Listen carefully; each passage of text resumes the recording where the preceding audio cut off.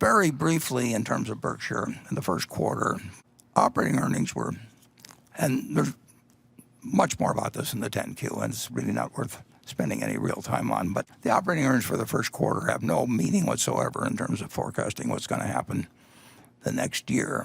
I don't know the consequences of shutting down the American economy. I know eventually it will work, whatever we do. We may make mistakes. We will make mistakes, and I'm not, during this talk and later on, I'm not going to be second-guessing people on this because nobody knows for sure what any alternative action would produce or anything of the sort. But what we do know is that for some period, certainly during the balance of the year, but it could go on a considerable period of time, who knows. But our operating earnings will be less, considerably less, than if the virus hadn't come along. I mean, it hurts some of our businesses a lot. I mean, you shut down. Some of our businesses effectively been shut down. It affects others much less. Our three major businesses of insurance and the BNSF Railroad, and our energy business, those are our three largest by some margin. They're in a reasonably decent position. They'll spend more than their depreciation.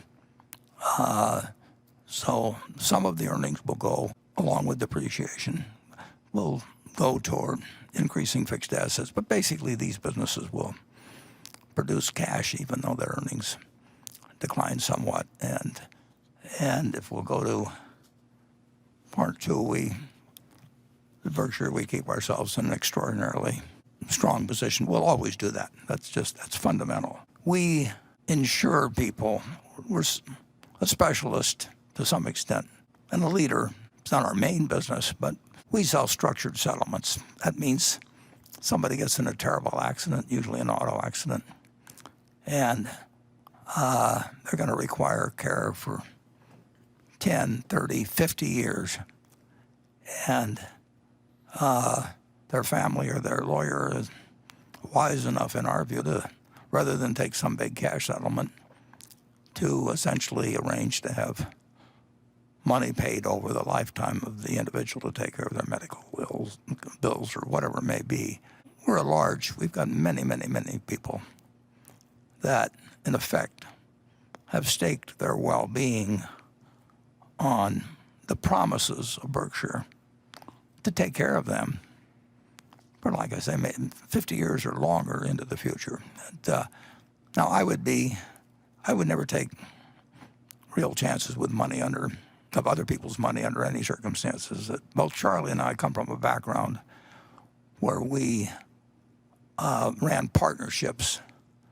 I started mine in 1956 for really 7 either actual family members or the equivalent.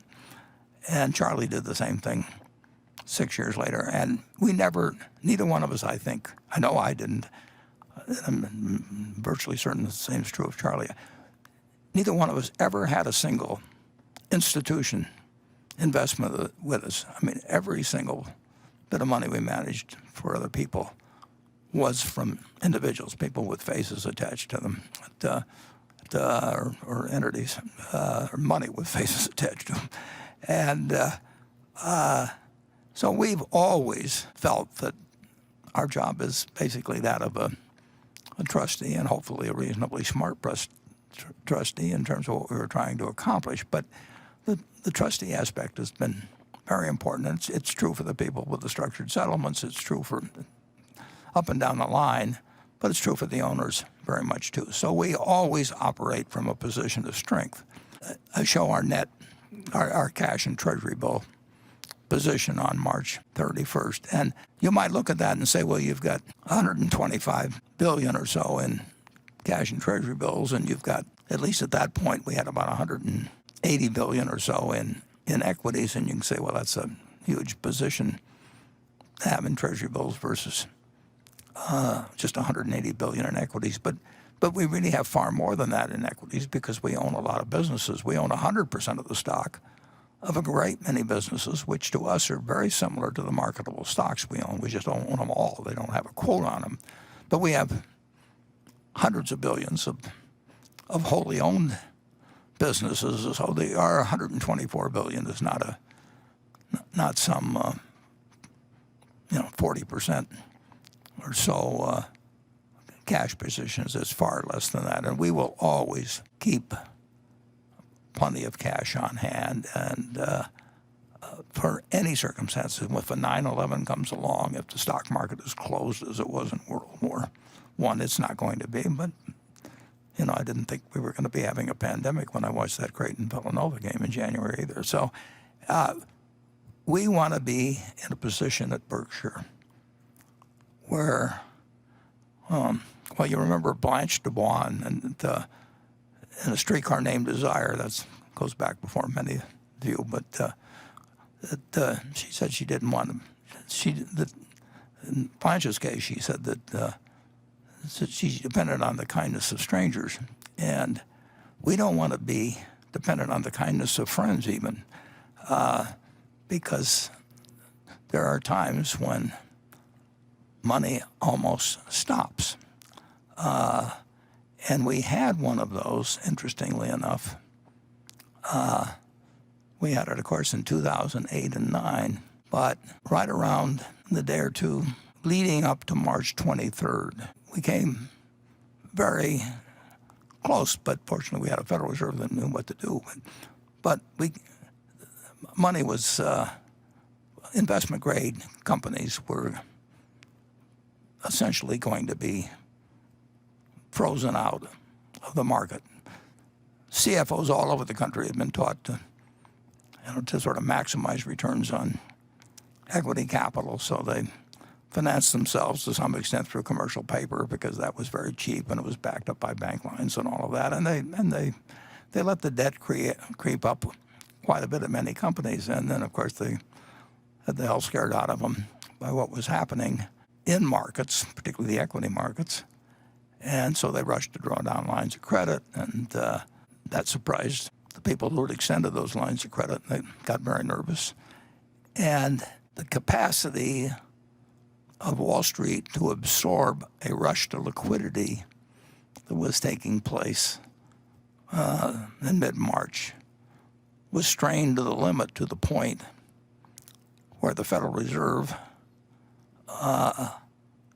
observing these markets, decided they had to move in a very big way. We got to the point where the U.S. Treasury market, the deepest of all markets, got somewhat disorganized.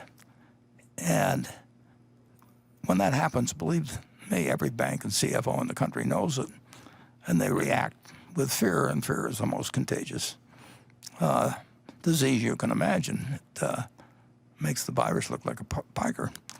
And we came very close to having a total freeze of credit to the largest companies in the world who were depending on it. And to the great credit of Jay Powell, I've always had Paul Volcker up on a special pedestal in terms of Federal Reserve chairman over the years. We've had a lot of very good Fed chairman, but Paul Volcker, I had him at the top of the list, and I'll recommend another book. Paul Volcker died about a year, I don't know, maybe a year ago or a little less. But not much before he died, he wrote a book called Keeping at It. And if you call my friends with the bookworm, I think you'll enjoy reading that book. Paul Volcker was a giant. In many ways, he was a big guy, too. He and Jay Powell couldn't see more in temperament or anything.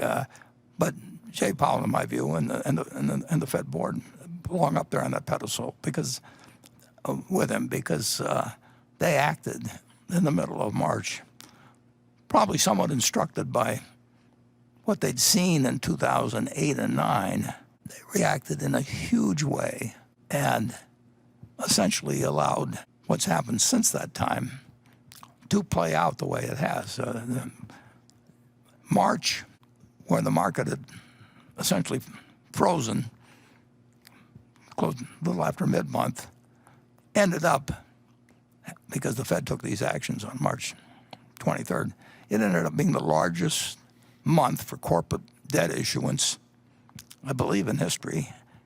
And then April followed through and was even a larger month. And you saw all kinds of companies grabbing everything, coming to market, and spreads actually narrowed. And every one of those people that issued bonds in late March and April sent a thank you letter to the Fed, because it would not have happened if they hadn't operated with really unprecedented speed and determination. And we'll know the consequences of swelling the Fed's balance sheet. You can look at the Fed's balance sheet. They put it out every Thursday. It's kind of interesting reading if you're sort of a nut like me. But it's up there on the internet every Thursday, and you'll see some extraordinary changes there in the last 6 or 7 weeks. And like I say, we don't know the consequences of that, and nobody does exactly. And we don't know the consequences of what they undoubtedly will have to do. But we do know the consequences of doing nothing. And that's would have been the tendency of the Fed in many years past, not doing nothing, but doing something inadequate. But Mario Draghi, brought the whatever it takes to Europe, and the Fed in mid-March sort of did whatever it takes squared, and we owe him a huge thank you. But we're prepared at Berkshire. We always prepare on the basis that maybe the Fed will not have a chairman that acts like that, and we really want to be prepared for anything. So that explains some of the $124 billion in cash and bills. We don't need it all, but we do never want to be dependent on not only the kindness of strangers, but the kindness of friends. Now, in the next